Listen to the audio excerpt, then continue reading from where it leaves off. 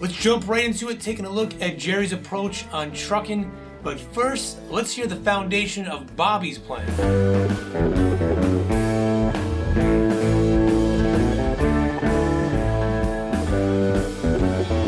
Oh wait, that's the bridge. Let's take it from the top.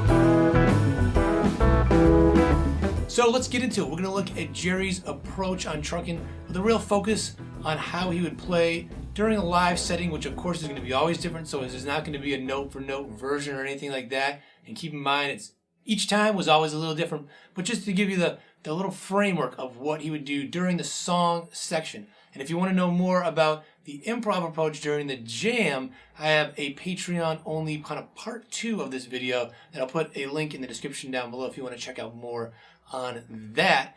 But let's get into the framework of the tune for this one. We have the intro and chorus that we just heard. It goes right into that chorus, kind of like a Beatles tune. I like that approach. There's a real catchy song like that. Then we have the verse and the bridge. And we're going to look at some improv stuff that he does over the verse part towards the end of the video. But right now, let's just look at the parts that he would do.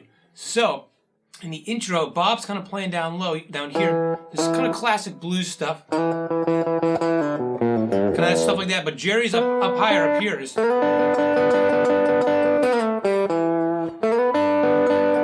it's just playing that blues scale. Or you could say a minor pentatonic. Right? So this whole tune is in the key of E, but it's not really E major as it is like a blues E. So it focuses more on E7, even if people are just playing E, the tonality of it sounds like it's an E7, and that means we're adding a D, which means it focuses more of a Mixolydian sound, which is just classic dead. But as we'll look more at the improv at the end of the video, it's more of a bluesy thing than a straight up Mixolydian happy or major sound. So we got that little bluesy thing here, and then he goes into. So he's playing like this E chord, right? Like an open E. And he's hitting just the low E and then hitting just the middle 2 strings. But he does a little sus thing. He puts this finger over the A. And then open here and hammers it down.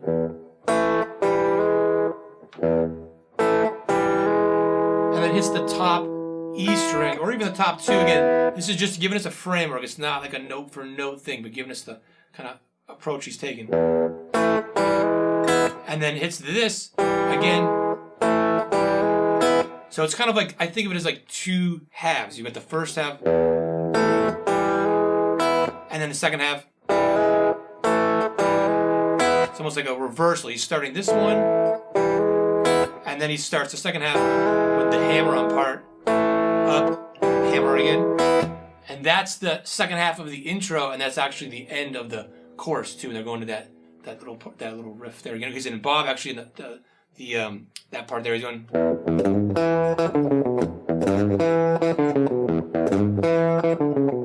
Which real slow is just a classic little E blues thing. And then you got the Jerry going over that. So that's the intro, right? And then going into the chorus, the chords are just E, A, B, A, back to E, back to the that whole part there. And Jerry's just, he's just oftentimes just playing kind of open chords, and he's doing these little bassy runs in here, leading into the A, and then just B, and then a little kind of doing those little bassy things there. Back to the A, and then right back into that that part there. And in terms of improvising around, he's not always doing too much because he's singing over that part. And then over the bridge, but then over the verse is when, again, we're going to look more at the improv because he's not singing. It's a bob tune there. So he's more free to kind of play around. So we'll check that out. But let's hear the verse right now.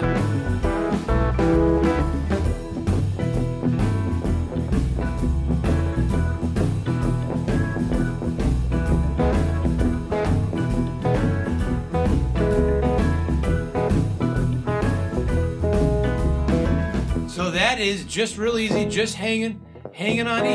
And sometimes Jerry would just be hitting E, so I would just lay it down just so you kind of hear it, see it, right? And we're going to check out the improv stuff in a second, but it's just playing E. You can play it E there. Great way to just try out different voicings if you don't know too many different ways to play E and things like that. And now here's one other thing that Jerry would do a lot with this type of sound, and that is play these chords up here, really emphasizing the 7th chord going. And that is just playing these 3 notes of that dominant 7th chord. So the flat 7, major 3rd, the 5th, and then switching it up here. So it's the 5th, flat 7, major 3rd, and then doing this. It's like playing an A, and then here, hammering it down. So, and doing that over the verse, it's a really cool way to be kind of like a lead thing, but yet it's just playing chords. It's the type of thing I like to do my own playing a lot. I like to really play around with chords, and that's a different approach there. But it's just a short little section there, and it's going to be all about interacting with the vocals with how he plays his leads. But let's check that out in a second. First, let's listen to the bridge, and then we'll do that part.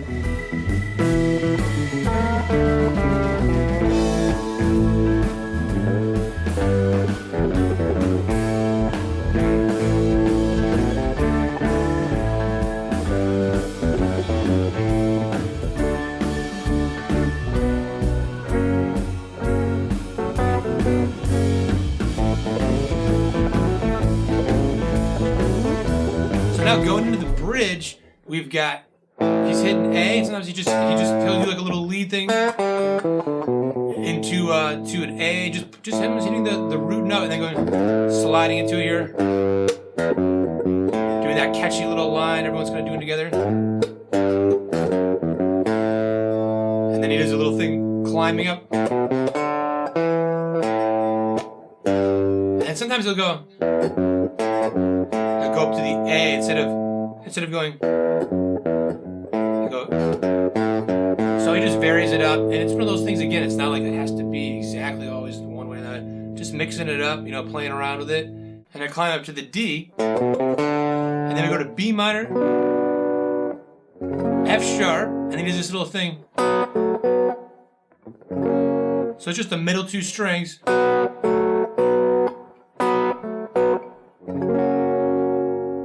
And then up to the A, and sometimes he's just hitting the A, and then other times he's going.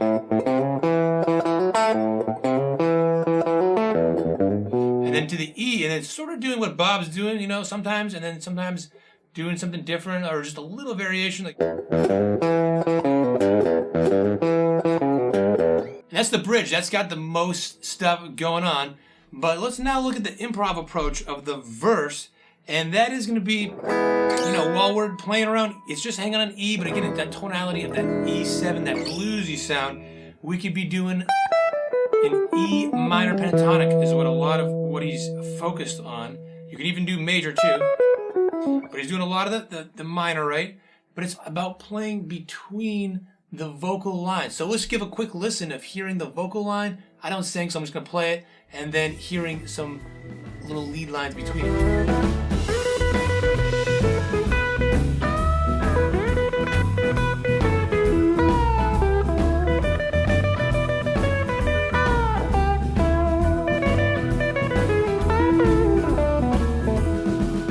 That's what it's really all about. It's that stuff, that interaction is more important than knowing what scales and all this, dirty stuff of what to do.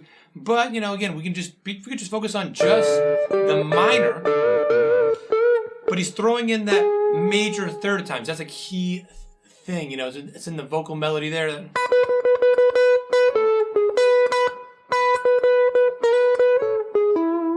And then at the end, though, he goes.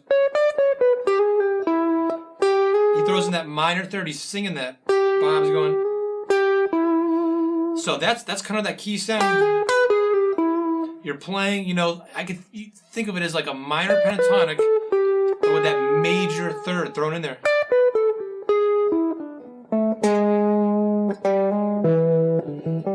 So if you don't know in those spots, you know, start like right around here is a good spot. Right in between these two notes right here is that major third, that G sharp. And that's going to make you sound like you're playing with that E major chord, but the minor note and then the flat 7/2 will give you that more edge of that bluesy sound. Because if you try playing E major scale, it would not work. E major pentatonic can kind of work, but it's a little too sweet. This has got a little bit of an edge to it, that driving sound, a truckin' sound, moving along, right? So really get familiar with it. Going into it, that's a new word, and out of it too.